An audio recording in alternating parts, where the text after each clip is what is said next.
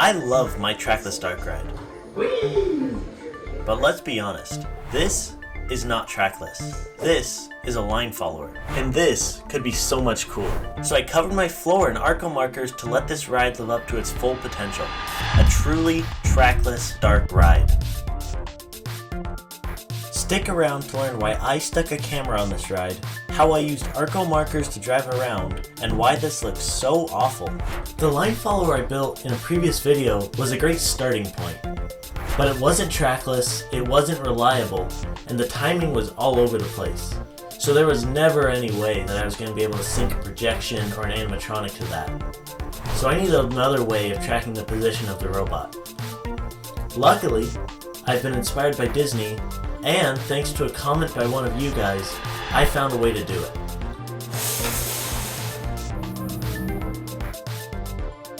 Trackless rides at Disney use a grid of RFID tags embedded into the cement of the ground. I didn't use RFID tags because I can't tear up the ground in here, and the RFID tags are too delicate to be driven over constantly. But what if there was another way to make a grid of reference points? That's where the humble ArUco marker comes into play. This big grid of simplified QR codes gives a ton of reference points to the computer. Each marker has a unique shape, so the computer can tell exactly which one it's looking at and thus exactly where it is. But in order to see these markers, the computer needs to be attached to a camera. The PSI camera is actually perfect for this project. It's dirt cheap, it has a high frame rate, and it's almost as old as me. I originally planned to install the camera at the headrest of the vehicle pointing straight down to minimize distortion. But then I realized I'm a programmer, so I'll just fix that in the software. OpenCV has a lot of very helpful built-in functions for tracking ArUco markers, but all the tutorials are a lie. At some point the functions got renamed, and I had to spend a night fighting with it before I got it to work. OpenCV gives the ArUco tag's position in 3D space relative to the camera, but what I actually want is the camera's position in 2D space relative to the ArUco tag. Luckily, all the answers lie in a linear algebra textbook. Look at that! Turns out books are useful. This was pretty easy to implement. It only took a few lines of code. It's crazy how accurate memes are. I'm gonna let you guys in on a little secret. Dark rides, you're not gonna believe this, are dark. Cameras don't like operating in the dark, so how am I gonna make this work? It's easy. Take apart the camera, remove the IR filter, add a bright IR light, and it's a night vision camera. It's that simple, isn't it? Wrong. It's never that simple. Somewhere between taking the lens off, leaving the sensor uncovered, sanding off an IR filter, polishing the lens, and reassembling it, I basically destroyed the sensor. I don't know how I messed up this bad. But luckily, through the magic of buying two cameras, we can pretend this whole misadventure never happened. Instead of using an IR light, I'll use a purple light to light the area where the camera sees. So now I can successfully track the vehicle through the ride space in real time. But that's only half the battle. How do I take knowing where I am and turn that into following a path? What does it even mean to follow a ride profile? I think of a ride profile as a series of points, each point telling the vehicle where it should be at a specific time during the ride. So now it's no longer a question of how do I follow a ride profile, but it's how do I drive to a point.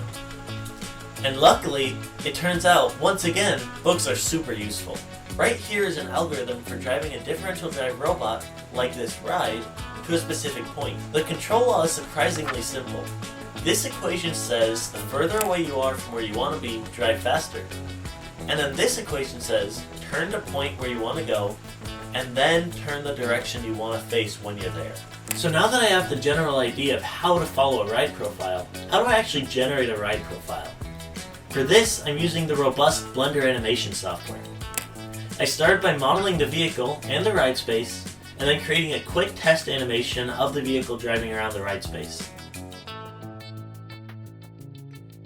Blender has excellent support for Python integration, so I was able to write a script that took the position of the vehicle at every frame and exported it as a CSV. The ride control software then opens that CSV and plays it back in real time, telling the vehicle to drive to each point along the ride profile as the ride progresses. Now that we have a ride profile and a way to follow it, let's see how well this works.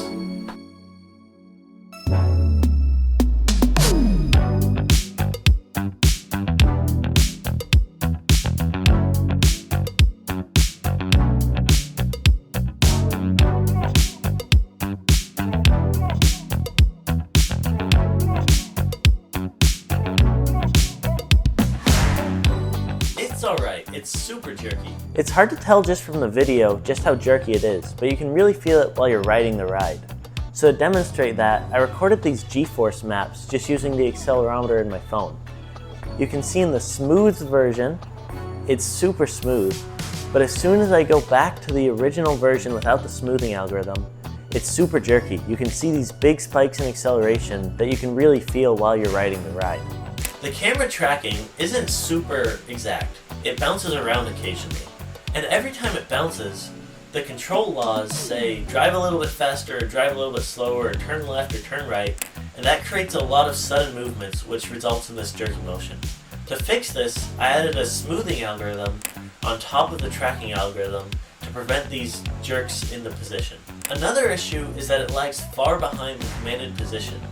This is actually inbuilt from the control laws in the book. The control laws in the book said that you have to be far away from the point to start moving, and that's exactly what's happening here.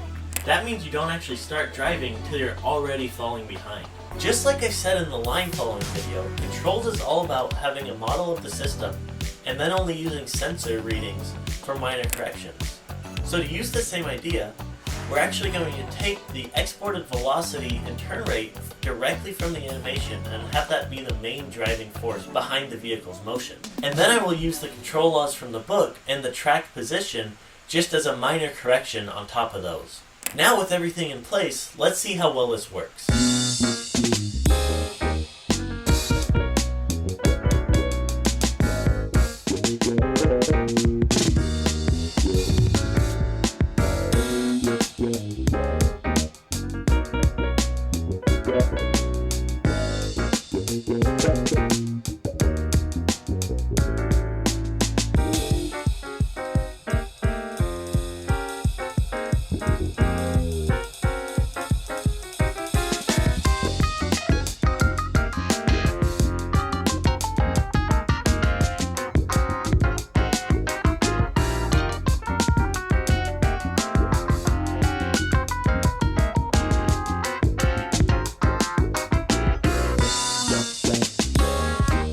It looks like I've got a working ride here. This is great.